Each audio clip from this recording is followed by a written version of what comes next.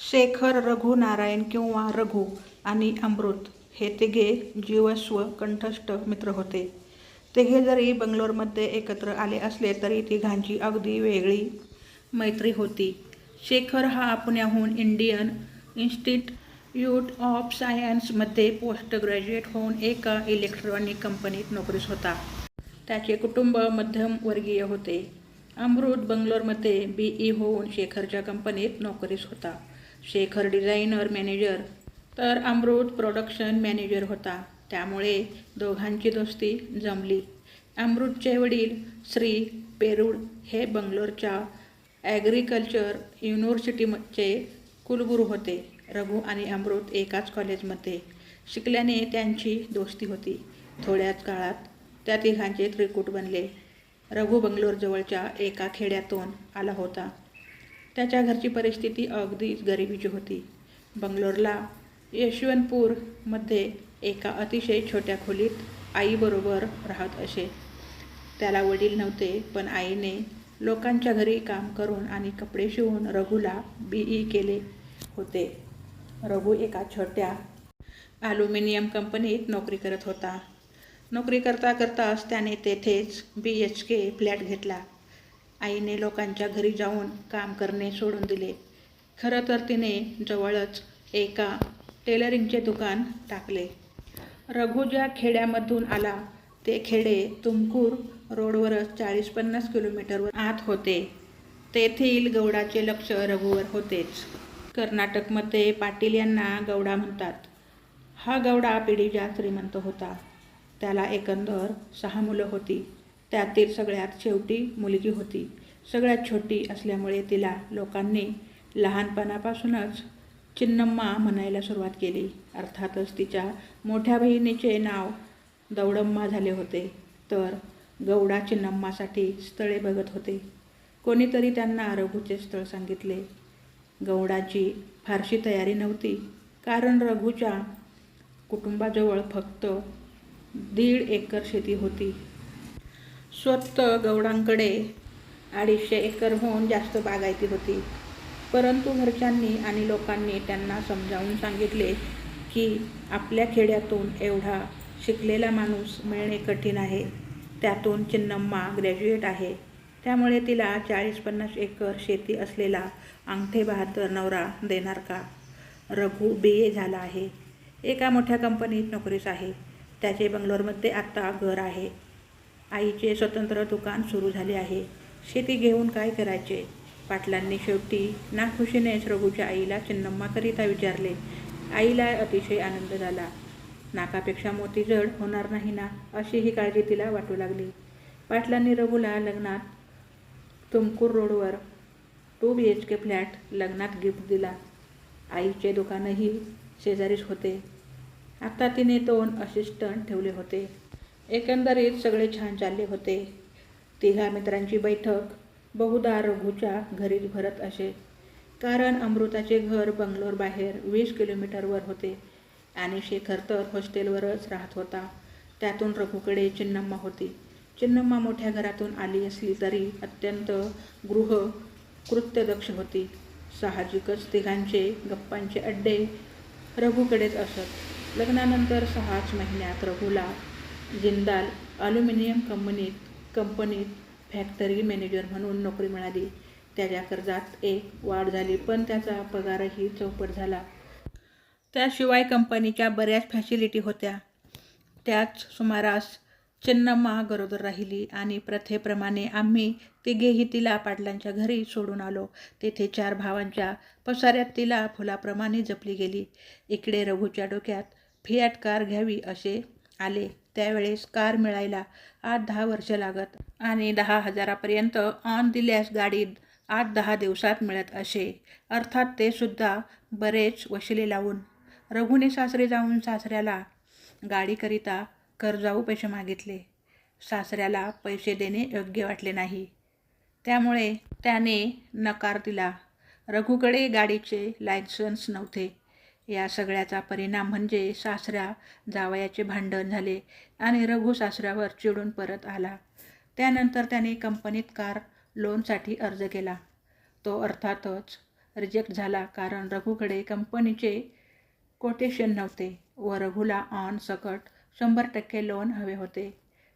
त्याने डायरेक्टरला समजावले की त्याचे घर कंपनीपासून 20 किलोमीटर आहे आणि त्याला जाण्या येण्याकरिता कंपनी बसवर अवलंबून राहावे लागते. कंपनी बस चुकल्यास तसेच त्याची बायको 50 किलोमीटरच्या एका खेड्यातील आहे आणि शेवटचा 10 किलोमीटर प्रवास बैलगाडीने किंवा सायकलने करावा लागतो. जिंदालसारख्या कंपनीच्या फॅक्टरी मॅनेजरला हे दोन्ही शोभत नाही.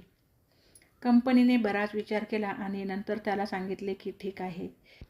कंपनी त्याला नवी कोरी फियाट घेऊन देईल आणि त्याबरोबर ड्रायव्हरही देईल. त्यातील मुख्य अट म्हणजे ड्रायव्हिंग लायसन्स 1 वर्ष जुने झाल्याशिवाय आणि कंपनीच्या ड्रायव्हरने त्याला चांगलं ड्रायव्हिंग असल्याबद्दल सर्टिफिकेट दिल्यावर त्याला गाडी चालवता येईल. त्याशिवाय त्याने गाडी अजिबात चालवू नये. कंपनी खर्चाने त्याला ड्रायव्हिंग मिळेल आणि कारचा सर्व खर्च कंपनी करेल. रघुने ते मान्य केले. लवकरच कंपनीने त्याला गाडी ड्रायव्हर सकट दिली. 2-3 दिवसांनी कंपनीतून तो 4 वाजताच घरी आला. ड्रायव्हर निघून गेला. रघुच्या डोक्यात सासऱ्याबद्दल खुन्नस होतीच.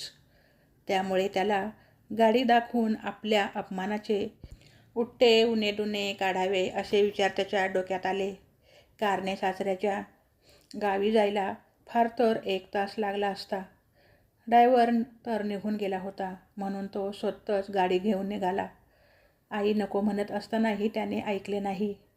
संध्याकाळी 5च्या सुमारास त्याची गाडी रस्त्याच्या कडेला असलेल्या वडाच्या झाडाला धडकली आणि त्या अपघातात रघु जाग्यावरच मरण पावला. गाडीच्या रजिस्ट्रेशनवरून पोलीस कंपनीत पोहोचले. कंपनीत अमृत आणि शेखरची नावं आपत्कालीन संपर्कासाठी होती. त्यामुळे त्या दोघांना कंपनीतून बोलावणे गेले. दोघेही कंपनीमध्ये पोचल्यावर त्यांना ही विचित्र वार्ता कळाली. त्यांच्यापुढे 2 प्रश्न उभे राहिले. पहिला म्हणजे ही वार्ता रघुच्या आईला कशी सांगायची आणि दुसरी म्हणजे चिन्नम्माला कशी सांगायची. कंपनीने पोस्टमार्टम आणि उत्तरक्रियेची जबाबदारी घेतली आणि आम्ही कंपनीच्या गावातच उत्तरक्रिया पार पाडली. नुसती बातमी कळणे आणि उत्तरक्रियेचे प्रसंग अनुभवणे यात फार फरक असतो. हे सर्व त्याच्या आईला सहन झाले नसते. त्यामुळे तिच्या कानावर ही बातमी अमृताच्या आईने घातली. त्यानंतर मोठे दिव्य होते चिन्नम्माच्या घरी जाणे. पण जाणे तर भागच होते. शेवटी मनाचा धीर करून शेखर आणि अमृत चिन्नम्माच्या घरी गेले. तिच्या वडिलांना बाजूला घेऊन आम्ही त्यांना सर्व हकीकत सांगितली. ते जवळजवळ रडायलाच लागले. नंतर ते आम्हाला म्हणाले, चिन्नम्माची प्रकृती फारच नाजूक आहे. तिला डॉक्टरांनी बेड रेस्ट सांगितले आहे. कुठलाही मानसिक धक्का तिला सहन होणार नाही. अशा स्थितीत तिला मिसकॅरेज होऊ शकते. डिलिव्हरीपर्यंत तिला ही बातमी सांगू नका. तत्पूर्वी तुम्हाला दोघांना तेथे 3-4 वेळा यावेच लागेल आणि चिन्नम्माबरोबर बोलावे लागेल. त्या दोघांनाही नाही म्हणता येत नव्हते. त्यांची गडबड ऐकून चिन्नम्मा जागी झाली होती आणि तिने आम्हा दोघांना तिच्या खोलीत बोलावले होते. शेखर आणि अमृत दोघेही हसण्याचे खोटे नाटक करून हसत हसत तिच्या खोलीत गेले. त्या दोघांना हसत असलेले पाहून चिन्नम्माने विचारले, तो तुमचा तिसरा भिडू कुठे आहे आणि तुम्ही इतके हसत का आहात? आम्ही तिला म्हटले, आनंदाची बातमी आहे. रघुची अमेरिकेला जाण्याकरिता निवड झाली आहे आणि तो 2 दिवसापूर्वी गेलाही आहे. चिन्नम्मा आनंदली आणि म्हणाली, मग त्याला बायकोला भेटायला वेळ नाही का? तसं नव्हे, पण त्याला कंपनीतल्या इमर्जन्सीमुळे कालच्या रात्रीच्या फ्लाईटने अमेरिकेला जावे लागले. त्यामुळे त्याला इकडे यायला वेळच नव्हता.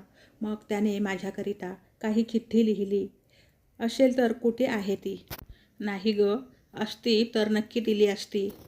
त्याची आणि आमची भेटसुद्धा झाली नाही कारण आम्ही तुमच्या घरी जाईपर्यंत तो निघून गेला होता.